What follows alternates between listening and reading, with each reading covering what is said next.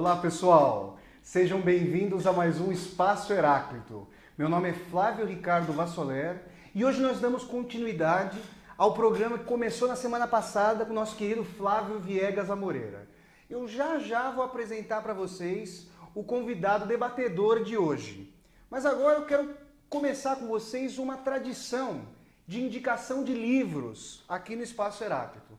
Já que a literatura é um dos assuntos fundamentais aqui do nosso programa, eu gostaria de mostrar para vocês um livro aqui de um gigante literário, na verdade, um judeu búlgaro, que se radicou em vários países, que é A Língua Absolvida, do Elias Canetti. Eu vou falar para vocês um pouco sobre esse livro, mas esse livro é o primeiro de uma trilogia autobiográfica do Canetti. O Canetti, ele vivia num ambiente bastante cosmopolita ali do leste europeu e depois se radicou em Londres, conviveu com uma série de línguas, mas ele escrevia em alemão. E esse primeiro volume da trilogia autobiográfica do Canetti aborda o período da infância e também os primórdios da adolescência. Ou seja, antes de o Canetti virar público com a sua literatura. Na verdade, é um período fundamental de gestação da literatura do Canetti. Eu cheguei ao Canetti não por essa trilogia autobiográfica, mas sim por um livro que me chamou muito a atenção porque o tema é muito caro. É um ensaio do Canetti que se chama Massa e Poder, que foi publicado aqui no Brasil pela Companhia das Letras. Eu trago aqui para vocês, para fazer essa indicação de leitura hoje, porque há um trecho aqui que chama atenção para a formação literária do Canetti. Formação aqui num sentido bem primordial, porque o Canetti tinha serões literários com o pai e depois, com o falecimento do pai, com a mãe. Então a literatura, ela fez parte da vida do Canetti desde os primórdios e além de ser um aspecto de conhecimento do mundo, tinha uma vinculação afetiva fortíssima.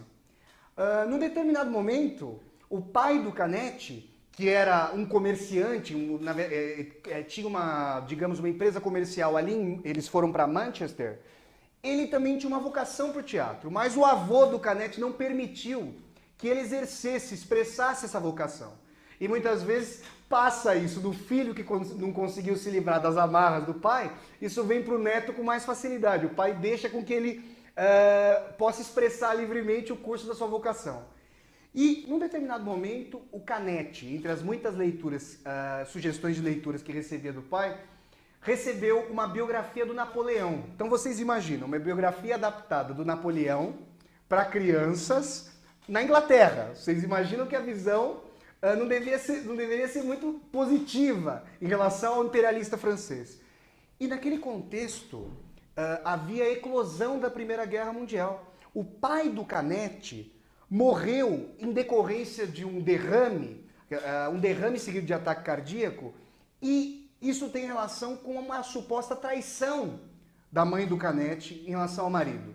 Mas no dia em que o pai teve o ataque fulminante, ele ficou sabendo, por intermédio de um jornal, que havia eclodido a Primeira Guerra.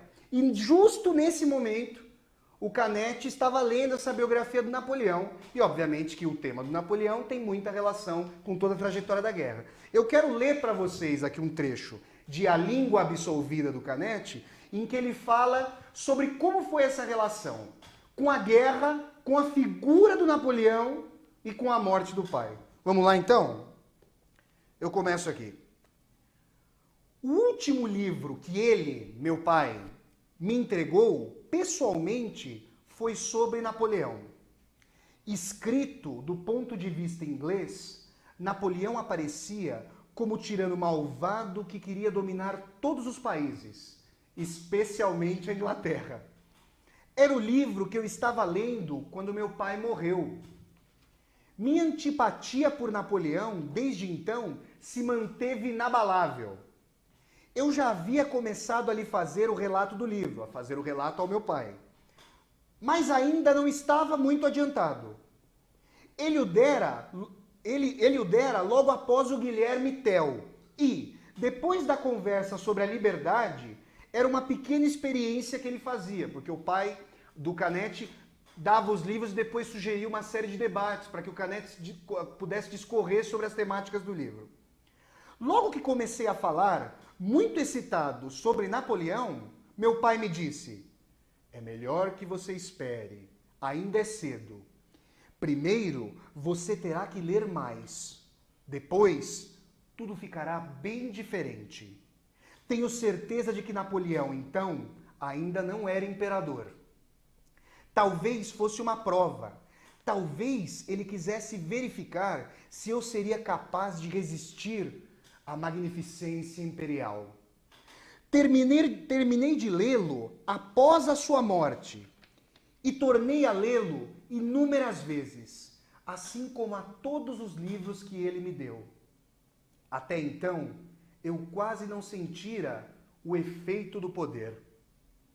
Minha primeira impressão do poder deriva desse livro e jamais pude ouvir o nome de Napoleão sem ligá-lo à morte súbita de meu pai. De todas as vítimas de Napoleão, para mim a maior e mais terrível foi meu pai. Então eu espero que eu tenha estimulado, é um fragmento que eu considero muito bonito, e eu espero que eu tenha estimulado vocês a procurarem esse primeiro tomo da trilogia autobiográfica do Elias Canetti.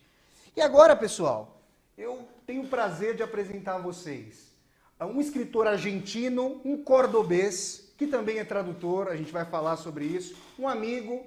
Eu estou aqui hoje com o Alejandro Mancilla. Tudo bem, Alejandro? Hola, buenas tardes. ¿Cómo estás? Muy bien. Tudo bem? O Alejandro ele vai falar espanhol aqui, mas ele tem uma fluência bastante clara. Eu até brinquei com ele que o espanhol dele é límpido, diferente de do espanhol de muitos argentinos, não é mesmo, Alejandro? Espero ser claro y bueno, desde ya un saludo muy grande a mis hermanos brasileños, aquí los amigos de São Paulo, a vos, Flávio, muchas gracias por estar aqui. Eu que agradeço a sua presença. E o Alejandro, pessoal, ele tem uma trajetória literária bastante peculiar. Porque originalmente, ele vai contar isso pra gente agora, ele não fazia parte, digamos, do meio literário, do métier literário. Ele vem de uma outra esfera de trabalho e tomou decisões drásticas para abraçar a literatura como seu ofício. Alejandro, como é que foi? O que você fazia antes de se reconhecer como escritor e o que você teve que deixar para abrazar a literatura? Bueno, mi primer amor es el cine. La primera formación es en Bellas Artes. Ya de pequeño veían mis padres y mis maestros de la escuela primaria cierta tendencia para el dibujo. Entonces me anotaron en la Escuela de Bellas Artes en Córdoba, en la Figueroa Alcorta. Y el dibujo me fue llevando al teatro y al cine. Entonces a los 17 años yo hago mi primera experiencia en cine. Hola. Y bueno, siempre ambicioso, ¿no? Porque no era querer hacer un cortometraje así nomás. Empecé con un largometraje. Assim? Já como primeiro trabalho, um longa-metragem. Y con figurinos de época. Entonces yo decía, ¿por qué me meto en estos grandes trabajos que me quitaban sueño, buscando influenciar en amigos del barrio, en la familia? Era siempre movimiento, ¿no? Entonces mis primeros pasos, digamos, como artista, es dentro del cine, escribiendo. Yo no sabía que escribia. Yo escrevia os roteiros. Você era roteirista, trabalhava... Eu fazia meus roteiros, pero yo no era consciente del hecho literario. Yo escribía para filmar mis películas. Tá. Hace poco me doy cuenta de la actividad literaria que implica escrever um roteiro, um guion. Me veio até aqui uma pergunta. Isso é uma coisa que eu pergunto até como escritor também. Quando você concebia os roteiros, você pensava em função das frases e das palavras ou você pensava imageticamente? Você pensava com as imagens, já que você estava envolvido ali no cinema? Bueno, era imaginar la situación, pero como sucede ahora con mis romances, con mis libros, sonaba una frase. Los personajes falaban, estaban hablando ellos, y siempre por la noche. Entonces, pobre mi madre, porque yo no tenía la técnica literaria, entonces yo tenía que despertar, acordar a alguien de la casa para contar lo que me decían. Después As fui a- histórias se impunham. porque salía, yo sabía que si no lo decía, se perdía. Después, claro, yo tenía 16 años. Claro, claro. Después adquirí la práctica de poner en el papel eso que venía como inspiración. E depois do cinema, você teve uma outra profissão que tem relação com sensibilidade artística, mas que é Exatamente. bastante inusitada. Exactamente. Como foi sua carreira Fue depois? creciendo el tema del cine y cuando yo estaba ya por hacer el primer largometraje ya comercial, profesional, vinieron los problemas grandes en Argentina a nivel Ah, tá. gubernamental y económico. Entonces, bueno, tuvimos A que gente está dejar- falando aqui do final da década de 90, começo dos Claro, anos 2000. Claro, yo hago mi último mediometraje que se llamó Recuerdo haber hecho el amor en primavera en 1997. Fue una experiencia muy linda, muy buena. Entonces dijimos, bueno, ahora vamos a hacer ya un largometraje profesional como corresponde. Estuvimos 2 años trabajando y en el 1999-2000 ya empezaron los problemas. Hasta que en diciembre del 2001 fue, bueno, es Não, histórico. A crise do corralito ali, de Corralito. não poder sacar dinheiro dos bancos e Exactamente. tudo mais. Entonces decimos, bueno, ¿qué hay que hacer? Hay que vivir. Claro, claro. Y empecé a trabajar dentro de la moda, porque claro, yo conocía de ropa, de vestuario, para hacer Pela cine, vinculação com o con el figurino. cine, con el figurino. Ajá. Entonces yo dije, bueno, yo puedo hacer esto.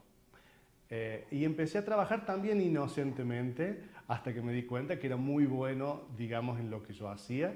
Y fue creciendo, creciendo hasta que tuve mi propio taller. Y me di cuenta de que... Atelier, un un taller, atelier, atelier. sería exactamente. Hasta que me di cuenta que eso me había superado. Estaba vinculado al hecho creativo, porque hacer bordados de alta costura es creatividad. Mas você não ficou muito tempo na Argentina. Depois da crise, você ficou um pouco. Bueno, mas... yo vengo viajando primero por el cine me lleva a Europa.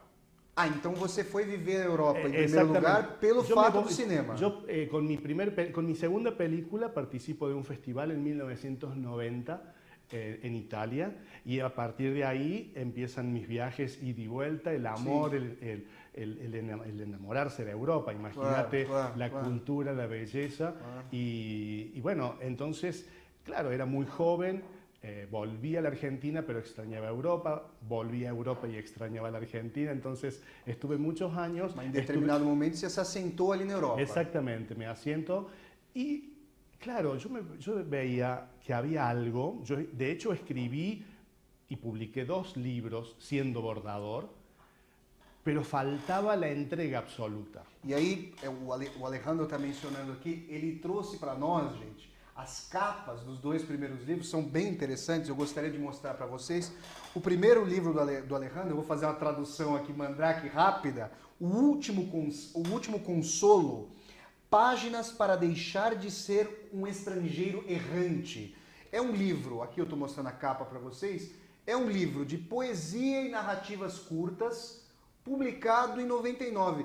Bom, quando você tem aqui como subtítulo Páginas para deixar de ser um estrangeiro errante, você já fala dessas idas e vindas entre o Atlântico, Europa e Argentina. Exactamente. Y creo que va a continuar así porque es parte de mi espíritu. Ser un nómade. Debe ser, porque yo estoy muy feliz, estoy muy contento aquí en Brasil. Yo ya hace 3 años que estoy en Brasil, pero no sé si será el lugar definitivo, no sé si hay lugar definitivo. A gente já vai chegar a esse ponto de como você chegou ao Brasil. Eu só queria mostrar para vocês aqui, porque o Alejandro mencionou, há um outro livro que são os Cadernos da Intimidade, Quadernos da Intimidade, que é um livro publicado 6 anos depois, em relação ao primeiro, de 2005, um livro de poesia e narrativas curtas, que é o segundo livro aqui do Alejandro. E aí eu tenho essa pergunta, Alejandro. Você se fixou na Europa e, de repente, então, você trabalhava com alta costura. Imagino que isso tomava, obviamente, a maior parte do seu dia. Então, como todos os escritores têm dificuldade de viver apenas com a literatura ou só da literatura, você devia ficar numa tensão muito grande. Con estos 2 libros que acabas de mostrar las tapas, Cuadernos Cuadernos de la Intimidad y El Último Consuelo, son relatos cortos, no hay una narrativa, no hay una prosa profunda, justamente por la cuestión del tiempo. Por mi trabajo, yo tengo una naturaleza obsesiva, entonces le ponía 15 horas de trabajo a la ropa, a la moda, y mis horas de descanso escribía lo poco que podía Ou escribir. seja, a forma do livro é toda entrecortada Exato. também pela questão de não haver tempo para dedicação Exatamente. literária. E aí você chegou à conclusão... Yo dije, basta, vamos a hacer una experimentación, voy a hablar con mis clientas, les voy a decir, no puedo hacer todo, voy a trabajar mediodía. Ah, Hice el intento, pero fue un año nada más. Después, la transición empieza en el 2007. sim. En el 2007 y hace una eclosión en el 2009 con el asesinato de mi mejor amigo, Miguel Ángel Carlucci, en Córdoba. Y eso fue un hecho que marca mi vida. Y dije, no, esto no puede seguir siendo así. Voy a encarnar el deseo, el sueño, la libertad, todo lo que yo buscaba, le voy a dar forma con mi cuerpo. Y justamente con este amigo, con Miguel Ángel Carlucci, hablábamos de que cuando uno ve la estrella hay que seguirla. Pero claro, cuando uno está vivo, se habla y se permite la licencia. Mas você foi até o fim. Con su muerte yo dije, vamos a poner en práctica la palabra. E aí é interessante, pessoal, porque o Alejandro, ele concebeu esse plano de se transformar em escritor. Ele vai falar para nós que montante, digamos, não vai determinar um montante, mas ele fez toda uma poupança para poder se dedicar exclusivamente à literatura e ter essa imersão profunda. E eu diria, o que você fez, Alejandro? Essa decisão implicou medidas pragmáticas, medidas práticas. Tengo una amiga argentina a quien les mandamos un saludo inmenso, a Soledad Castro Virasoro, que ella siempre me pregunta, ¿cuándo es el clic? El clic fue esta muerte de Carlucci. Y la clave, tanto para hacer escritura como para cualquier otro proyecto, es no tener apego. No tener apego hacia lo material, apego con uno mismo, apego en general. ¿Cómo se dice en portugués? Ataco. Bom, você não ser tão materialista. Y no ser tão estar apegado, atacado, no sim. estar atacado a nada. Eso creo que fue, digamos, lo práctico que vos me estás preguntando. Es dejar un país, es dejar... ¿Por qué? Porque yo tenía en Argentina, en Córdoba, donde yo vivía, esta imagen fuerte como bordador de alta costura. Sí. Entonces, no generaba, es como que no sonaba serio de que un bordador escribiese Podía ser un escritor. literatura como la que yo intento, una literatura de búsqueda, Claro. de estudio y de... Densidad. Sí, exactamente, de densidad y de profundidad. Entonces yo dije, bueno, voy a aprovechar todo esto, este impulso volcánico del dolor, y bueno, se fueron dando las cosas como para viajar también mágicamente. Una amiga me dice, hay un pasaje libre para ir a Río de Janeiro, hay que pagar los impuestos nada más, es por una semana. Yo dije, bueno... O Brasil surgiu dessa intervenção aí com uma passagem que já havia e você falou, vou conhecer... A primeira cidade que você conheceu do Brasil foi o Rio de Janeiro. Sí, siempre venía antes como vacaciones. Ah, sí, porque ya conocí Brasil. Exactamente, Claro. conocía, e incluso en Cuadernos de la Intimidad yo hablo de la poca simpatía que tenía por Brasil. Ah, por quê? No me sentía cómodo, no me gustaban cosas. no Alguma sé. coisa desse ranço da rivalidade Brasil-Argentina ou não? No por ahí, por ese lado no. Sino, a mí me decía, ¿cómo puede ser que seamos hermanos y que no sepamos nada del Uns dos otro? outros. Los brasileños no conocen mucha cultura Los- argentina y los argentinos No. un poquito, pero nada, casi nada. Entonces digo, ¿cómo puede ser? Esto me daba como mucha... Sempre que se menciona isso, eu trago à mente uma frase que abre as veias abertas da América Latina do Eduardo Galeano, do Galeano. uruguaio Eduardo Maravilhoso. Galeano. Fala que é mais fácil fazer comércio entre a América do Sul e a Europa Que- do que um comércio, digamos, intra-americano, dada a dificuldade de integração de um continente que foi colonizado e é todo voltado para a costa, para o Atlântico. Y eso es un paradigma que deberíamos romper. Hay que romper eso. Y a mí me gusta, eso es lo que a mí me entusiasmó de quedarme a vivir en Brasil también. Mas você falou do Rio, mas o Rio de Janeiro não foi a cidade para a qual você foi. Qual foi a cidade? Qual foi o logradouro que você escolheu para se firmar como escritor aqui? Las vueltas del destino realmente me hicieron llegar a Mato Grosso, que yo ni siquiera tenía idea dónde quedaba en el mapa. A gente falou aqui que o Brasil, assim como a Argentina, é um país que foi colonizado, ou seja, tem toda a densidade econômica na costa, o Mato Grosso está no interior aqui do Brasil. Como é que você chegou ao Mato Grosso? Bueno, conozco personas que me hablaban de un lugar, bueno, usted es escritor, necesita un lugar tranquilo para escribir. Y realmente Muito tranquilo. Cuando llegué a Mato Grosso me di cuenta de que era absolutamente tranquilo. Probé 10 días para ver qué onda, qué pasaba. Fueron los 10 días más traumáticos de mi vida, no como escritor, sino como el todo, porque llegué en febrero del 2010, en plena época de lluvia.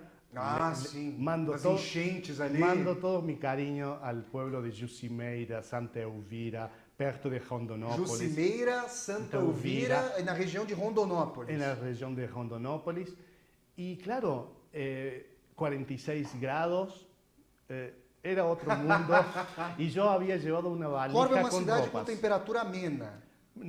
Bueno, por la época de lluvia es amena. Después, cuando viene la seca, después de abril. Não, eu digo Córdoba. Ah, no, Córdoba tiene... contraste... es muy contrastante en verano y en invierno, es Mas muy eu digo, o calurosa. contraste que você sentiu quando você chegou ao Mato Grosso foi... Sí, durísimo, fue muy duro. Incluso, como te comentaba, había cometido el error de llevar una valija con ropa, cosa que no se usa en Mato Grosso. E ali no Mato Grosso, eu imagino que com esse isolamento artístico, você foi se descobrindo de maneira... Você já havia publicado 2 livros, já tinha esse período de gestação sobre o qual você vem falando, mas eu imagino que ali, com esse envolvimento, você se descobriu realmente escritor. Descubro primero la comprobación del Dios, porque realmente vivir rodeado de la naturaleza es entender que hay algo superior y que es el paraíso. Realmente Mato Sobre Grosso... esse tema da espiritualidade, no segundo bloco, a gente vai voltar a falar. Vocês veem que o Alejandro tem uma interferência, uma mediação da transcendentalidade importante na obra. Cuando yo me voy por primera vez a Mato Grosso, estaba por salir ya en Argentina mi primer novela, La Mansión. Entonces yo voy en febrero, el 12 de febrero del 2010 a Mato Grosso, y mi novela sale en febrero, pero yo la presento en septiembre del 2010. Antes de nós fazermos o intervalo, eu gostaria de mostrar aqui para vocês, nós vamos falar uma boa parte aqui sobre esse livro, que é o La Mansión, que foi publicado em 2010 pela editora Malvario, ali de Buenos Aires, né? É de Buenos Aires, exatamente. E é interessante, pessoal, notar que eu vou comentar isso com vocês rapidamente para nós fazermos o intervalo.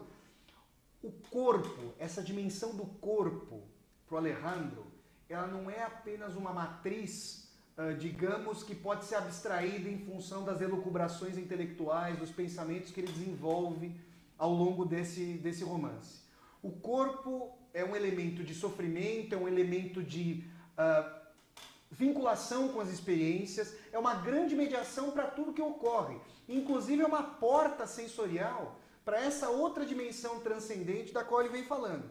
Nisso, de certa forma, ele tem uma vinculação com a Clarice Lispector, que é uma escritora da qual ele gosta muito, inclusive, e que é muito traduzida ali na Argentina, porque a dimensão psicológica, a dimensão existencial, passa por um reconhecimento do corpo, por uma identidade do corpo, que se transfere para todas essas experiências. A gente vai ter a oportunidade de conversar bastante, o Alejandro vai contextualizar esse livro muito interessante, o La Mansión, e daqui a 3 minutinhos, pessoal, a gente vai fazer um intervalo agora, daqui a 3 minutos a gente volta para continuar esse papo interessante aqui com o escritor e tradutor argentino Alejandro Mancilla. Até já!